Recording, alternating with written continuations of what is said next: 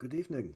It's 8 o'clock in Yerushalayim. This is WebYeshiva.org, and it's time to begin our regular halacha shir, our regular halacha class. Last week, uh, we learned the basic sources regarding sleep on Rosh Hashanah, we learned that according to a passage in the Yerushalmi, which is quoted by one of the lesser known Rishonim, we learned that if you sleep on Rosh Hashanah, well, that's not good. Your mazal will also go to sleep and you'll have bad mazal for the year. We saw that nonetheless, um, the Maharam of Rottenburg did take a nap in the afternoon, the greatest of the Ashkenaz Rishonim. We saw last week that the Arizal, the greatest of the mystics, the greatest of the Mikubalim of Tzfat, he used to take a nap in the afternoon. We saw this tension between some sources, which are perhaps not the strongest sources in the world, a passage in the Yerushalmi, unknown, aside from an obscure Rishon, relatively obscure Rishon, who quotes it. The prohibition on sleep, which flows from that, is indeed quoted by the Ramah in the Shulchan Aruch, which makes it pretty authoritative. But on the other hand, we saw all these other sources which had no particular problem with sleeping in the afternoon. We also saw last week that it's not actually the sleep which is the problem. It's the failure to engage in prayer, tshuva, Torah, mitzvahs.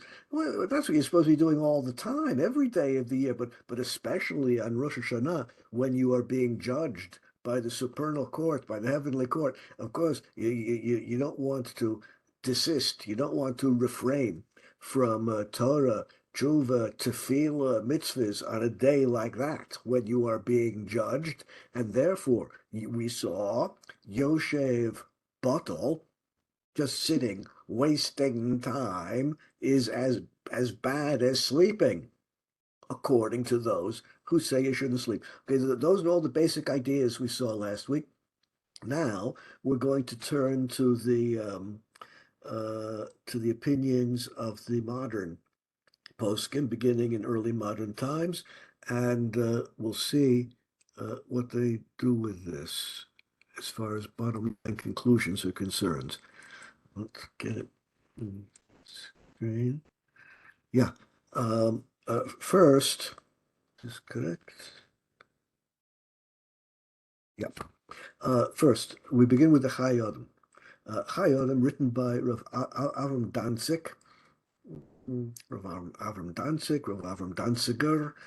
They didn't really have family names in the early 18th century when he wrote this sefer. This is my favorite handbook of halacha. Well, not only my favorite handbook, but it's quoted by subsequent poskim. The Mishnah Brura quotes it on more or less every page. Highly authoritative, and there's several reasons why I like this handbook. It's immensely popular and immensely influential, but it has some characteristics that I find great. Number one, Chai Adam is very well organized. He took the whole body of halacha, talking about everyday halacha, brachot and prayers, weekly halachot like Shabbat, Yom Tov halachot, which come up regular times during the year. He took all of these halachas, reorganized and restructured the whole, and brilliantly organized, unlike the Kitzur Shulchan Aruch and other influential handbook, unlike the Shulchan Aruch itself and the Mishnah Brura, which are organizational disaster areas. The Chai Adam is perfectly organized and structured. It's a pleasure to find your way through the Chayot. That's one reason I like it. It's very orderly. I also like it because unlike other handbooks, which merely tell you, do this, don't do that, just formulating the bottom line of the halacha, the Chayyim, in a few words, 2 or 3 words, 4 words, very, very briefly, always gives you a little insight, a little understanding into the underlying reason for the halacha. So it's a handbook which not only tells you do this, don't do that, but it also gives you a little bit of insight into the underlying thinking upon which the halacha is based. Another reason I like it a lot is because he always makes an effort to distinguish between halachot, which are of Torah origin and therefore call for strictness, halachot, which are of rabbinic origin and therefore uh, open the door for more leniency, and minhagim. Well, he was from Lithuania. In those days, Danzig today is the city of Gdansk in Poland, but in those days it was in Prussia, and it was culturally speaking closely allied with Lithuania. He does have Torah laws, rabbinic laws, and Lithuanian minhagim, but he's always very careful to distinguish between them so you know what's what, unlike many other handbooks which just have a salad presenting you with all the halachas. It's hard to figure out exactly what the status, the relative status of different halachot may be. In any event, I like the Chayyim, and I'm not the only one. It's an immensely influential handbook. Let's see what he says. La'achar hatfila, after davening on Rosh Hashanah morning, ochlim v'shotein musmechim is Yom Tov. Rosh Hashanah is Yom Tov. You have a festive meal. You rejoice. Lo simcha shel halalos, not frivolous rejoicing. This is not like going to a beer hall, not like going to the bar and having a good time. This is a spiritual simcha of a Yom Tov, simcha shel mitzvah. Okay, you finish davening in the synagogue, you go home, and you have you have a su'udah, you have a festive meal for a simcha of Yom Tov. La'achar achila, after you finish eating, what should you do? Yikba atzmo lilmod. Then you set yourself to learning Torah. It's the day of judgment. You want to be engaged with Torah while the heavenly court is examining your conduct. V'im rosho kaved alav, if your head is heavy upon you, that's a way of saying if you're sleepy, if you're tired, yishan mat, so sleep a little bit. If you can't make it without sleeping a little bit, then it's okay to sleep a little bit. That's the text of the Chayyim. So in this one very influential handbook, and we're going to see source after source after source, but in this one we see if you're tired and therefore your tiredness interferes with your functioning, you cannot function as you normally would because you are sleepy, by all means, take a nap. Okay? That's what he says. Now, now we turn to the Machtas HaShekel. Machtas HaShekel is what we call in the business a super commentary. A super commentary is a commentary on a commentary. The Magen Avraham, whom we saw last week, the Magen Avraham, the one who quoted the Arizal for us, the one who told us the mystical underlying concepts for refraining from sleep. The Magen Avraham, one of the two most important commentaries on the Shulchan Aruch, the Magen Avraham has the Machzis HaShekel that we're about to look at, which is a commentary on the Magen Avram. The Magen Avram is a commentary on the Shulchan Aruch. The Machzis HaShekel is a commentary on the Magen Avram, a super commentary, a commentary on a commentary. And rabbinic literature is chock full of super commentaries, and you will not be surprised to hear that people have written commentaries on the Machzis HaShekel, like there's a commentary cube to Cheskat Shalosh, to the third power. The commentaries just go on and on and on in rabbinic literature. In any event, these are the words of the Machzis HaShekel. Rotzelamar, what does the Magen Avram mean when he says that there's a mystical reason to stay awake on Rosh Hashanah? What does he mean? He means, Im ha'adam osek b'divrei Torah o tefillah, if you are engaged with Kodesh, if you are engaged with holy activities, learning Torah, praying, doing mitzvahs, if you are engaged, what happens? Me'orer l'malach shelo, l'mala. You'll wake up your angel on high. You'll wake up your heavenly angel. Now, there's a court proceeding taking place at this very moment on Rosh Hashanah. In the heavenly court, you are being judged. And since you are being judged in the heavenly court, you want your malach, you want your heavenly representative to represent you before the divine court, to represent you before the heavenly court, to be your defense attorney.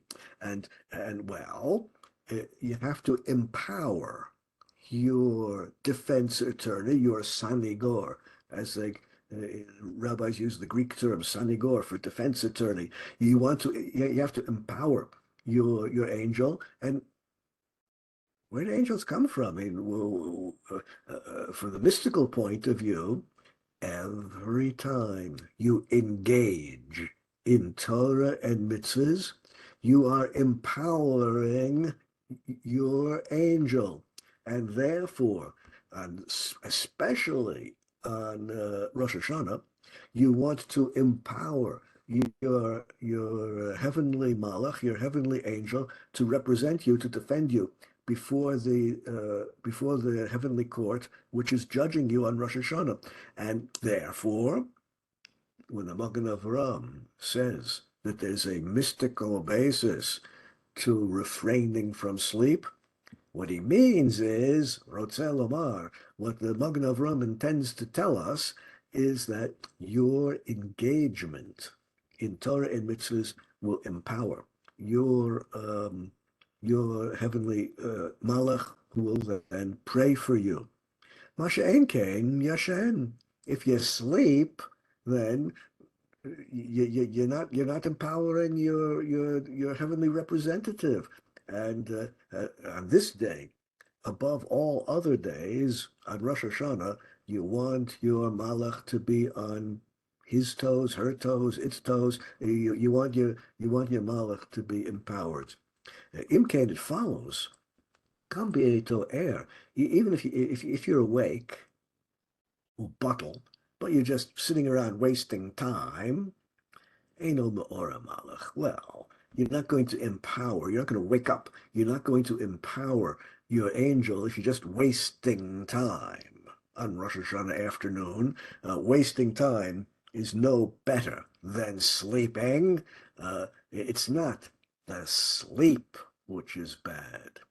It's the refraining from Torah and mitzvahs.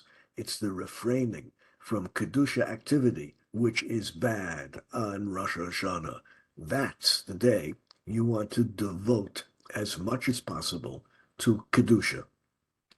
Now, not surprisingly, the Mishnah Brura, hard to point to a more authoritative source than that, follows in the footsteps of the other sources we have on the screen. The Chai Adam, the Machzis HaShekel, he follows in their footsteps, and he says, these are the words of the Mishnah Brura, Im Rosho Kaved Alav, in quoting exactly the words of the Chayyim, if your head is heavy upon you, if you're tired, and therefore, because of your tiredness, you cannot function nor as well as you want to. You can't daven as well as you want to. You can't learn Torah as well as you want to. You can't do mitzvahs as well as you want to. Yishan might sleep a little bit. He just quotes the Chayyim. Not unusual. The Chayyim had a very great influence on the Mishnah Berurah. Imi afshala below zed v'makom hatrak b'vaday nuchal l'smoch al anhagas harama Rameir Rottenberg. Surely, if you are under pressure, surely, if your tiredness presses you, if your tiredness uh, forces you to take a nap, it's perfectly acceptable to rely upon the Maharama Rottenberg, the greatest of the Ashkenaz Rishonim, and we have testimony regarding him that he took a nap on Rosh Hashanah afternoon. So if he did it, you too can do it. Now, not from the tone of the Mishnah Berurah, and the Mishnah Berurah is basically just quoting the Chayyim higher on the page. From the tone of these sources, you understand clearly that it would be better, of course, it would be better. Of course, it's good advice. Of course, it's commendable. Of course, it's praiseworthy to stay awake and engage in Torah and mitzvahs. Of course, it's preferable to engage in kedusha. Put off your sleep until night after Rosh Hashanah, but if you do sleep, well, there's no real prohibition there. It's okay, and if the sleep is going to help you function better, go for it. That's the position we see formulated on the screen here. Now, up to this point, all of the sources we have seen uh, are of Sephardic, older, traditional Ashkenaz sources. Up to this point, we've not dealt with any sources of Hasidic origin. I refer to the Hasidim, the Talmidim, the disciples of the Baal Shem Tov, and the whole Hasidic movement, which grew out of that. We're going to turn now to one of the great Hasidic masters, the Avodas Yisrael. He was the Maggid of Koznitz, one of the early masters in the Hasidic movement, who of course, influenced the thinking of the great Hasidic rabbis. And he has a different approach, a very different understanding of the traditional sources that we saw last week. Let's see his understanding of what the whole issue is regarding sleep on Rosh Hashanah.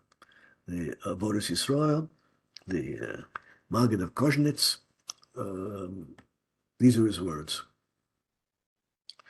He begins by quoting this Yerushalmi, Man denayim, he who slumbers, he who sleeps, someone who sleeps, on Rosh Hashanah, Mazlenayim, your mazal, your heavenly mazal also sleeps, and that's not good. Then, after having quoted this Yerushalmi, which is a little bit shaky, it doesn't have the greatest sources in the world, he quotes then the Arizal, whose opinions were introduced by the Magen Avram into the discourse. Hainu ad achar tekiot utfilas musaf.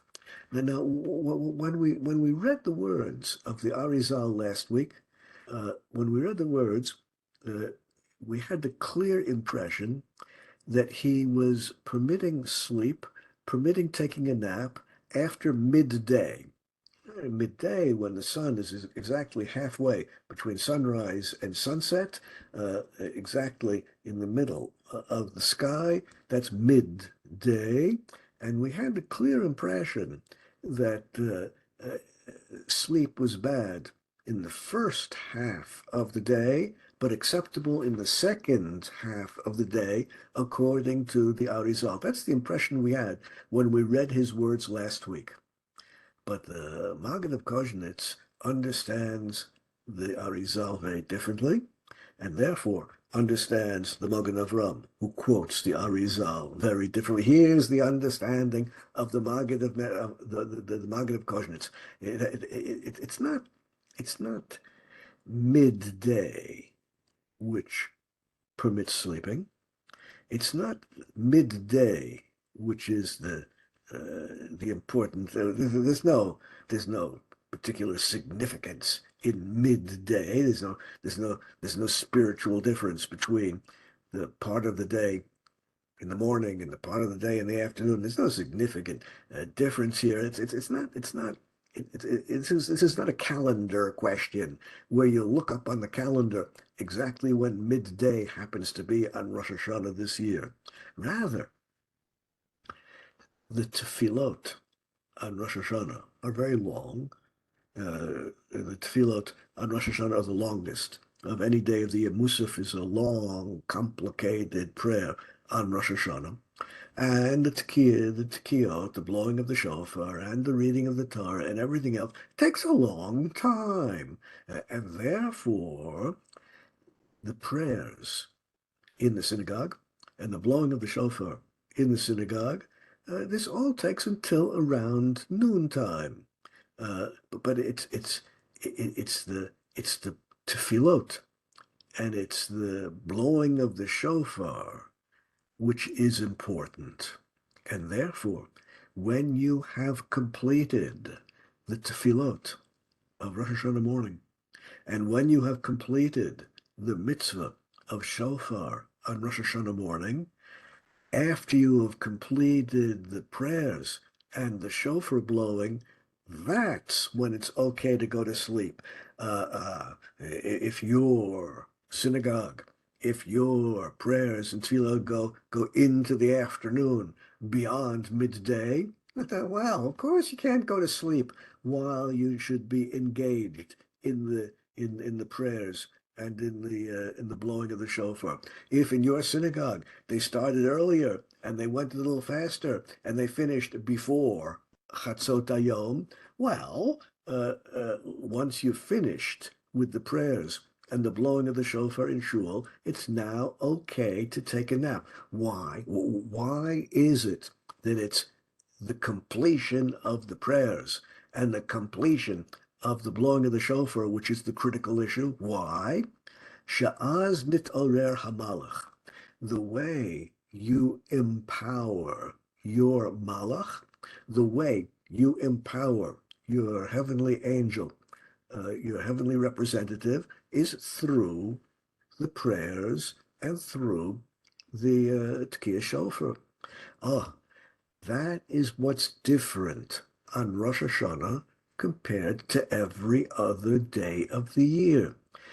General engagement in Torah and mitzvahs, learning Torah, doing mitzvahs, well, that's every day of the year. Of course, you should be engaged in these activities every day of the year so as to empower your divine representative. But what's special about Rosh Hashanah, what's different on Rosh Hashanah, what makes Rosh Hashanah a unique day or 2 days of the year are the special long prayers of Musaf and Tekiyah Shofar. It's the prayers of Musaf and Tekiyah Shofar which give special power and specially energize your divine heavenly representative, your malach. And once you have finished your Musaf prayers, depending upon what time your synagogue started and how fast they go, once you have finished Musaf and the blowing of the shofar, you have now energized, you have now empowered your malach, and now you can take a nap. That's the understanding of the Avodas Yisrael, and not surprisingly, This becomes the main motif, the main theme of Hasidic writers on the issue. יש לנו לתת טעם מפני מה השינה מותרת בליל ראש השנה. Now think about it for a moment. He says, these are still the words of the Maggid of Koznitz. Think about it. In all of the sources we've seen, in all of the discussions we've gone through, no one ever raised the slightest objection to sleeping at night on Rosh Hashanah. No one ever suggested that you have to stay awake 48 hours on Rosh Hashanah. None of the sources and none of the discussions raised this possibility. Apparently, it's obvious that it's okay to sleep at night. Well, but why? Why? Well, why does the objection to sleep apply only during the day and not at night? Why is that? My shno. What's the difference between day? What's the difference between sleeping during the day, the asur, ad achar musaf? What's the difference uh, between sleeping during the day when you shouldn't sleep until you finish the prayers? Kevan sheyom kodesh u'levo. After all, Rosh Hashanah is Kodesh from the moment it begins. Uh, the night time of Rosh Hashanah is no less Kodesh than the day. The Kedusha, the holiness of Rosh Hashanah is from the beginning of Rosh Hashanah till the end, a 48-hour period. Uh, uh, why is there a difference between night, when sleep is okay, and day, when it's wrong? After all, Rosh Hashanah began already the previous night. Why did no one object to sleeping? Near it would seem that the explanation is as follows. Balayla mutar. Why is it okay to sleep at night? Ki laila hu sod malchus kanoda. Because nighttime embodies the dominion of God. God's dominion over earth, God's dominion over the universe is embodied in nighttime. Now, I know that you guys, like me, live in the 21st century. I know that. And we live very differently than they lived back in the days of the Maggid of Koznitz, who wrote this, all the way back to antiquity. One of the big differences, one of the humongous differences between the way we live and the way they lived, and many differences. One of the biggest differences is artificial illumination through the night. Nowadays, nighttime is as bright as daytime nowadays. And this is a new phenomenon. As recently as the end of the 19th century, this was unheard of, to have bright illumination at night. And why is all this so important?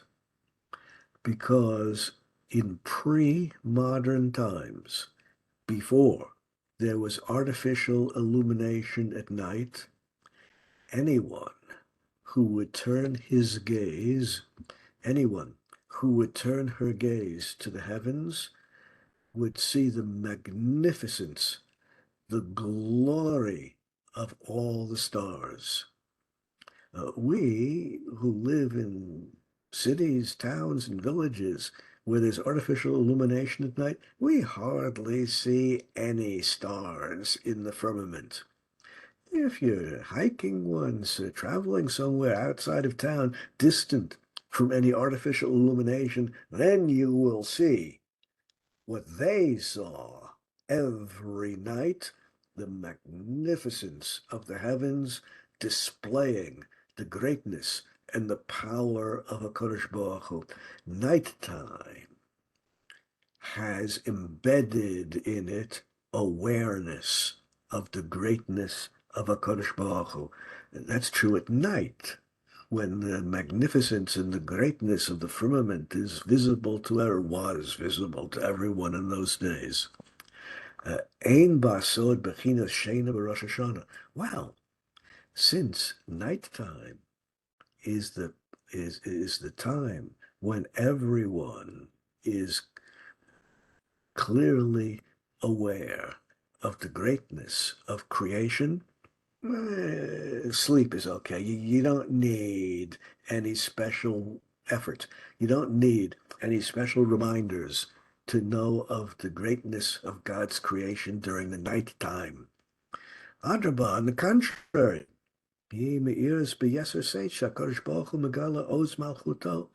on the contrary, nighttime demonstrates to us, nighttime makes clear to us the greatness and the power of God in the creation of the world.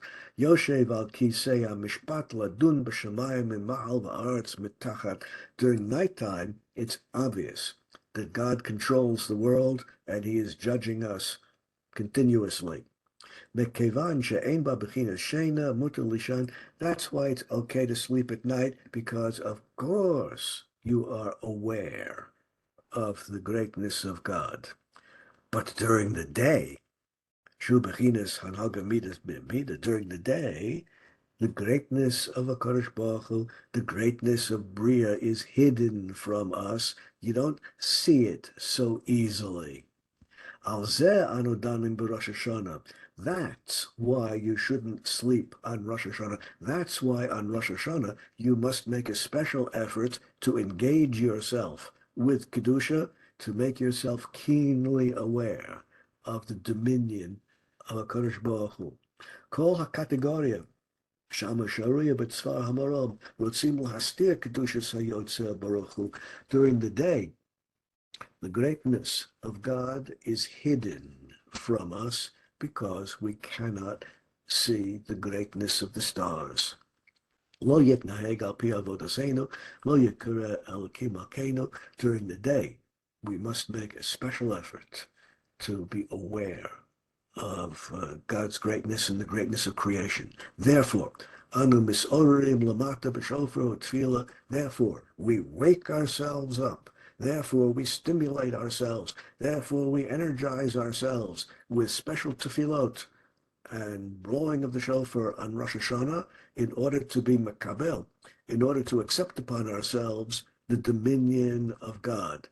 Befrat b'tshuva, and we do this especially by doing tshuva on Rosh Hashanah, makabel avos b'yom v'halo ava yira et shemo, in order to get a good start on the year with acceptance of God's dominion.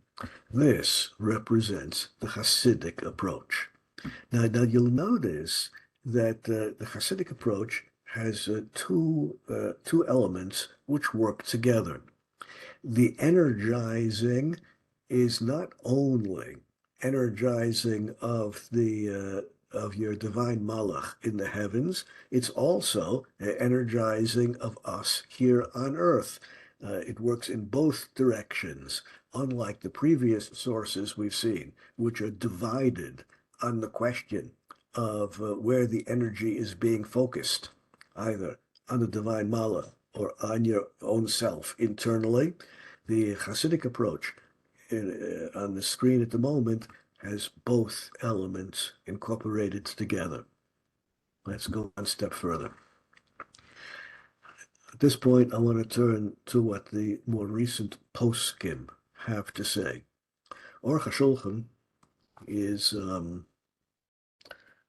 my favorite. Shulchan Aruch, of course, is the Shulchan Aruch. The Shulchan Aruch just gives you the bottom line conclusion of the halacha. Do this, don't do that. If you're interested in the sources of everything in the Shulchan Aruch, if you're interested in the underlying reasons for everything in the Shulchan Aruch, you won't find it in the Shulchan Aruch. You have to look in other Sfarim for that. The Aruch HaShulchan, written by Rav Yechiel Michal Epstein, just 100 years ago, beginning of the 20th century, uh, he reverses the process of the Shulchan Aruch. He goes point by point in the order of the Shulchan Aruch. He discusses every issue in the same order as the Shulchan Aruch does, but rather than just giving you the bottom line conclusion, he goes back and presents you with the sources and the underlying reasons for everything. That's why it's my favorite halacha book. As far as handbooks are concerned, I like the Chayodim that we saw earlier. As far as uh, a good book for learning halacha, this is my favorite. Let's see what he says. Yesh she'ein yishening b'yom rishon de Rosh Hashanah. Some people don't sleep on the first day of Rosh Hashanah. You hear the tone of his presentation already. There is such a practice. There are some people out there. He's already distancing himself from the practice. There are people out there who stay awake for the whole first day of Rosh Hashanah. First day. And they do it according to this passage in the Yerushalmi, and he quotes the same Yerushalmi that we've seen over and over again since last week. If you sleep on Rosh Hashanah, your mazal is going to sleep for the whole year. Then, after having told us that there are people who are makpid, there are people who are strict and don't sleep on the first day of Rosh Hashanah because of this Yerushalmi passage, then he says, Lo yadanu eifo nimsa ze Yerushalmi. This Yerushalmi passage, and I never actually found it anywhere in the Yerushalmi. Well, we know that from last week. Not only is this passage not to be found in the printed editions of the Yerushalmi, it's not found in any known manuscript of the Yerushalmi either.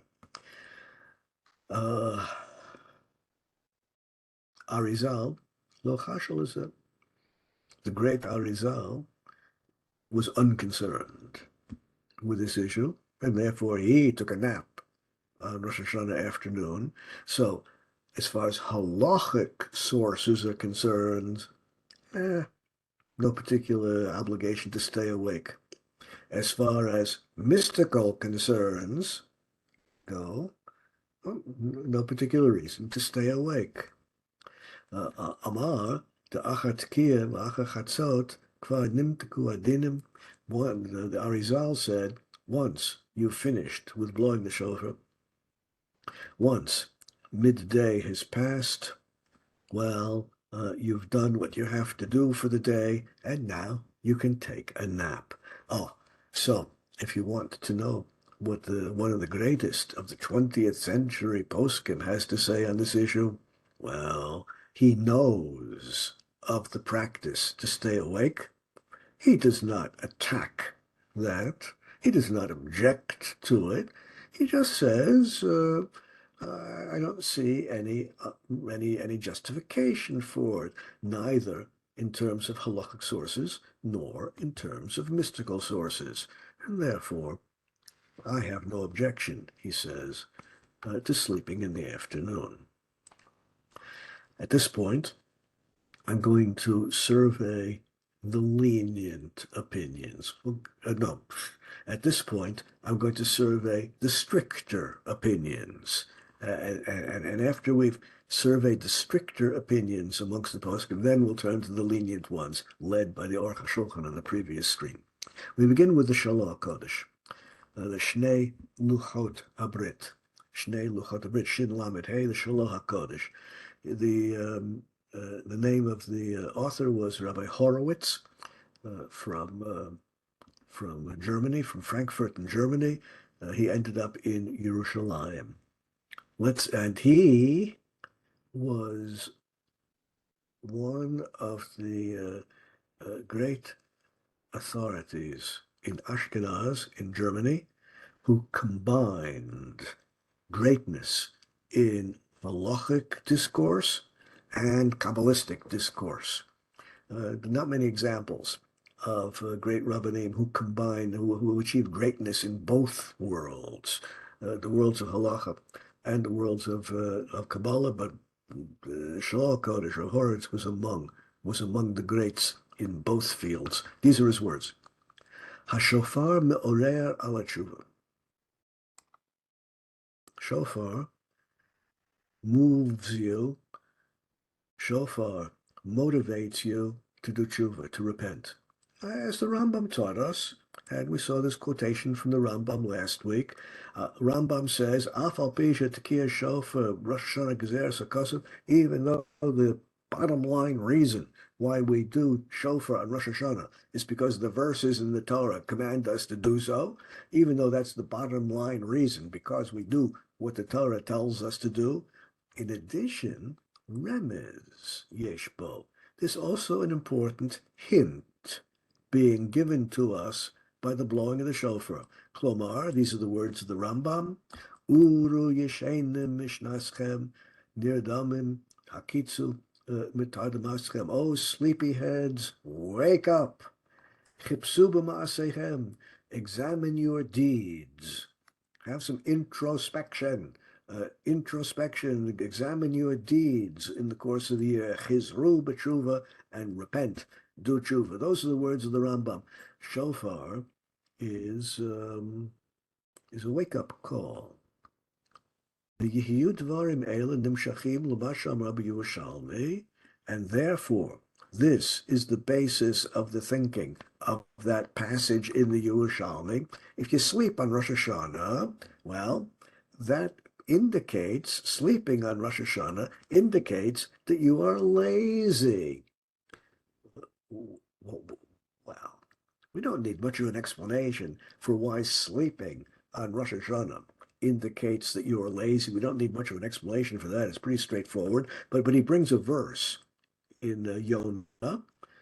Vayikra ve'elav Rava Chovel. You remember the story of Yonah. He was in the ship. There was a storm. The ship was going to capsize and sink at sea. The captain of the ship comes to Yonah, v'yomar lo, and the captain of the ship says to Yonah, Ma lecha nirdam, why are you sleeping? Kum, wake up, cry el Elokecha, pray to God. Ulai yid Hashem Elokim lanu v'lo navad. Maybe God will save us and we won't be lost. Well, you don't really need the verse as a proof. You understood yourself that sleeping is just an aspect of laziness. Venira, and it seems, the lav dafka yosh mamish.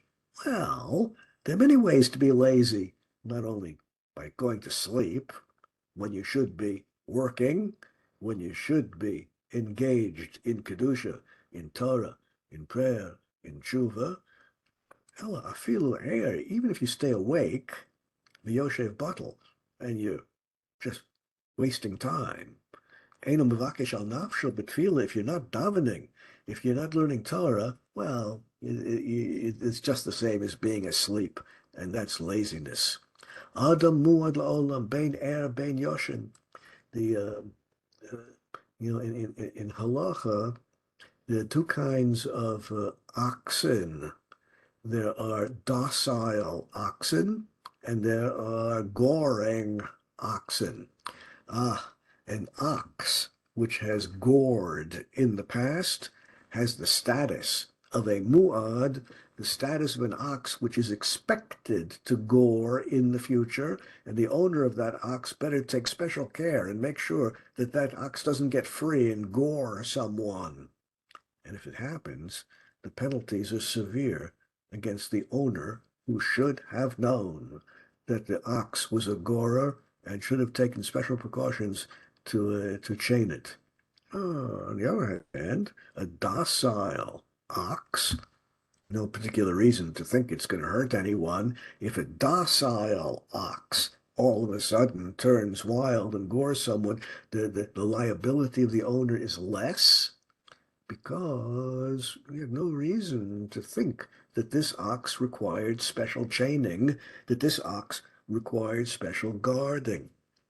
Well, this whole distinction between oxen, some are violent and some are calm, therefore some demand greater guarding and some would require less guarding, and the liability, the responsibility of the owner depends upon the nature of the ox. All this has to do with animals. But the Gemara says, Adam, humans, are muad la'olam. Humans always have the status of being violent, and therefore humans always have to guard themselves with great care and great precision. Humans must always be exquisitely careful not to cause any harm, not to cause any injury, not to do bad things. Im eno osek b'torah u'masim tovim, and if you refrain from engaging in kedusha activities, if you refrain from learning Torah and doing masim tovim, doing mitzvahs on Rosh Hashanah, well, you're just inviting bad things to happen. Hit'oru zo yitoreh b'chol yom mimei Elul b'tkiyah shofar, and already from the beginning of the month of Elul, when we begin blowing the shofar every day, the whole month of Elul should be devoted to spiritual activities as well. The Shalom Kodesh, one of the great mystics and halachists combined together in a single personality, he was dead set against sleeping.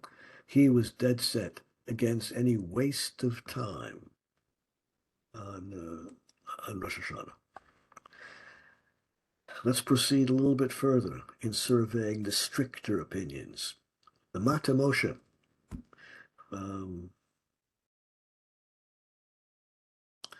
his name was Rav Moshe Mat, which unfortunately is spelled in Hebrew exactly the same way as dead, but that was his name.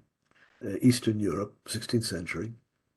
Nogim shelo lishon shenat zoharayim b'Rosh Hashanah, even though you might take a nap every day of the year, not on Rosh Hashanah. Yesh k'tzat semech leminhag zeh machod amrinim b'Yerushalmi. There's a tiny source. There's a little bit, a smidgen of a source for this practice to refrain from sleeping on Rosh Hashanah in the Yerushalmi passage. But minhag avosenu torahu ve'ein lishanot, it is in fact the practice of our fathers, our grandfathers, through all the generations of which we have historical memory.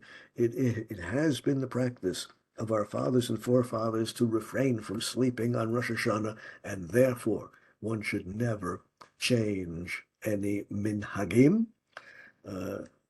And we could devote another series of shiurim on another occasion to the importance of maintaining minhagim and situations in which it might be acceptable to change or drop minhagim. That could be a subject for a different series of shiurim, but the Mata Moshe says it is, in fact, been the practice of the people through the generations of which we have historical memory not to sleep on Rosh Hashanah, and therefore that is the correct way to go. Nohek Kitzon Barzel, Ashkenaz rabbi in the next generation. And as I pointed out last week, all of our sources are Ashkenazi. This whole business of not sleeping during Rosh Hashanah, even though the original source was a Sephardic rabbi. You remember last week, a disciple of the Rajba, who was the one person who had this quote from the Yerushalmi. Even though the original source came from Spain, in fact, the practice of refraining from sleeping was taken up only by Ashkenaz authorities and never by Sephardic authorities. These are the words of Nohe Kitzon Yosef.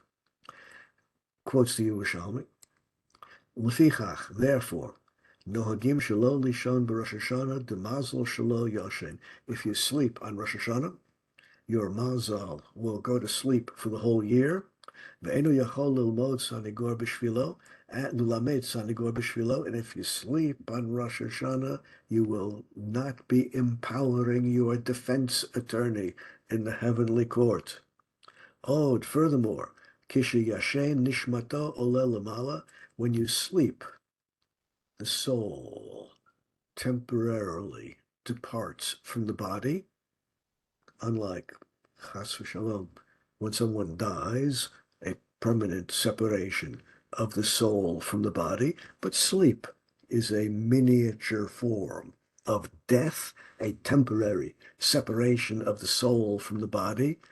Pen ula yitchayev bedin v'yitakev sham. Well, if your soul, while you're asleep, your soul has temporarily left the body, what's going to happen, chas v'shalom, if in the heavenly court you get a conviction? What if you're convicted? You get a bad decision from the heavenly court while you are asleep and while your soul has temporarily left your body. Well, your soul's simply not going to come back and you will remain eternally asleep. You will die. But if you have a powerful defense attorney in the heavenly court, if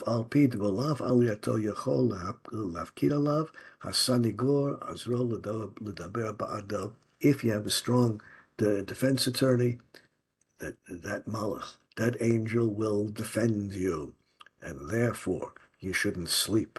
You should empower your angel. Therefore, therefore, after you have your festive meal on Rosh Hashanah, you should not take a nap, even though you might do so every other day of the year. Instead, you should study Torah. All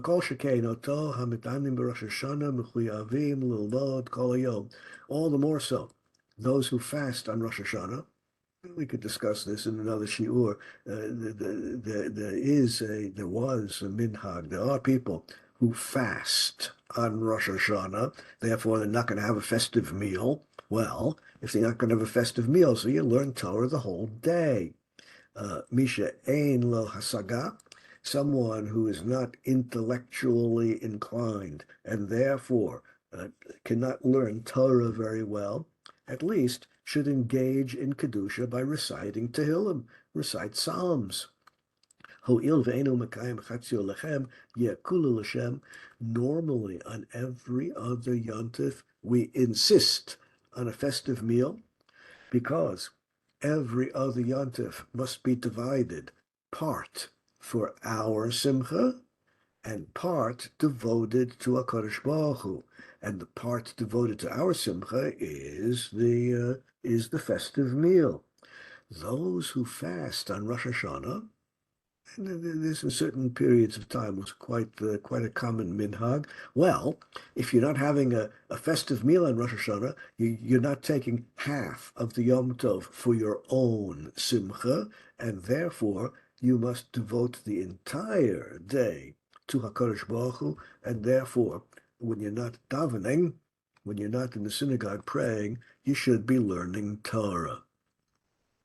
Shar HaMelech is also on the strict side.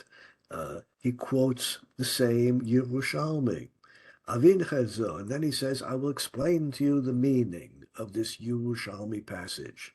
What does the Yerushalmi mean when it says your mazal will sleep for the whole year if you go to sleep on Rosh Hashanah? What does that mean? Ha mazle de barnash umalacho hatov elyon. Your mazal is nothing other than your malach, your heavenly angel, which is protecting you on high, as it says in the verse in Tehillim. Ki malachav yitzav alach l'shomrecha b'chol draichecha. Kadosh Baruch Hu will give you an angel for every mitzvah you do. Your performance of mitzvahs, your learning of Torah will create the angels that defend you in the upper world. Mamlitz tov b'avur, and your angels will protect you and defend you. V'chi shayach hamalach lo mashu damich. Angels don't sleep. And when the Gemara, when the Yerushalmi talks about your mazal sleeping all year, well, your mazal is your malach, is your angel. Angels don't sleep, do they? Then what is it that the Yerushalmi meant? Inyan kahu. This is what the Yerushalmi meant. Le'olam tzarich liyot hitorus memat le'olam. The way the universe is built, the way Hakadosh Baruch Hu built the universe, hit orut, rising to the occasion, doing mitzvot must begin here on earth. Your engagement here on earth in Torah and mitzvahs, that's what creates the energy that rises to the heavens and empowers everything in the heavenly worlds. As it says in the verse, Shuvu elai v'ashuva aleichem, first you on earth have to make the effort to return to HaKadosh Baruch Hu. You must energize yourself spiritually, and then HaKadosh Baruch Hu will come to you. But it has to begin with your effort. You can't wait for the shefa. You cannot wait for the bracha to descend from the heavens upon you.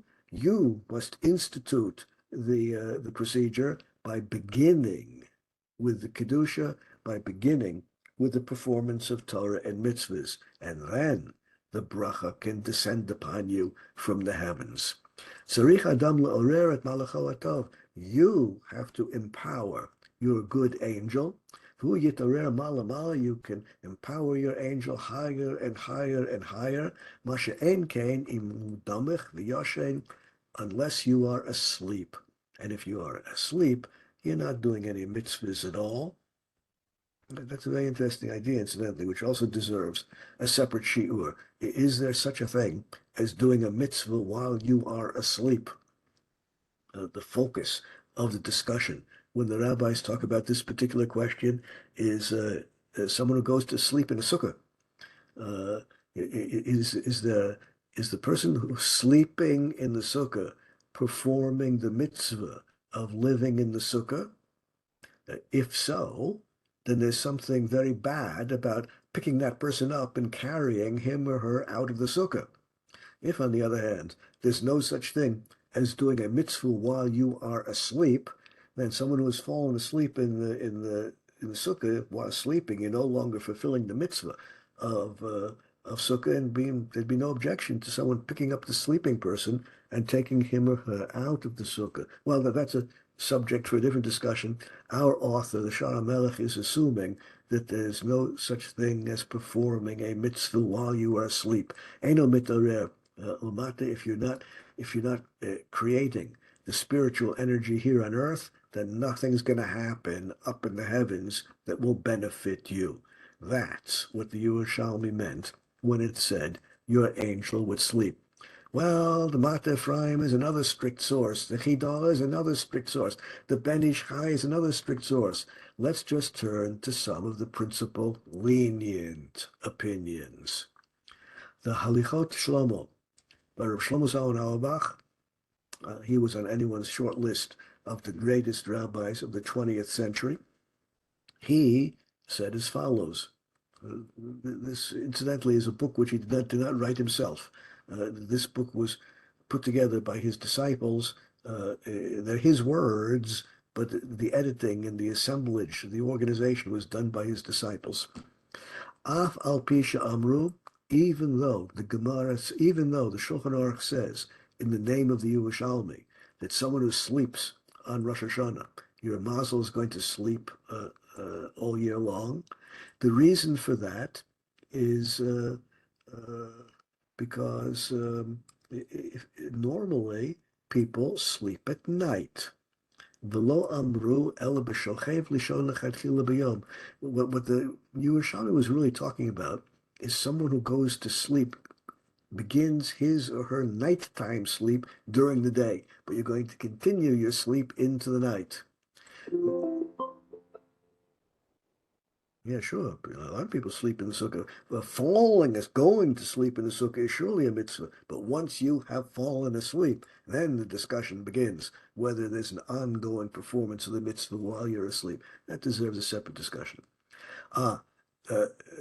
someone who needs to sleep during the day in order to be able to daven well, in order to be able to function well in the spiritual realm, should not avoid sleeping on Rosh Hashanah. Go to sleep as you normally do. Take a nap as you normally do every day of the year, if that's what's going to enable you to engage in the Kedusha, in the spiritual exercises of Rosh Hashanah in a better way. So Reb Shlomo Zalman Auerbach was on the lenient side. Evan Yisrael, written by Diane Fisher, the greatest of the Dayanim in the Eda Charedis, he was on the lenient side. Well, the poskim are more or less evenly divided between those who are strict on this issue and those who are lenient on this issue. I'm going to pause at this time.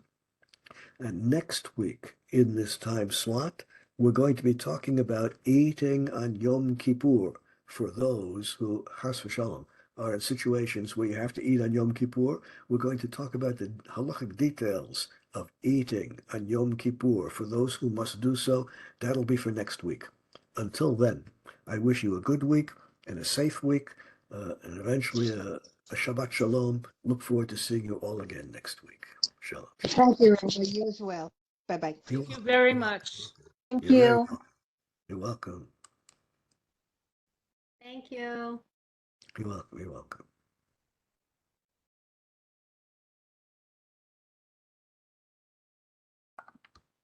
Hartelijk bedankt.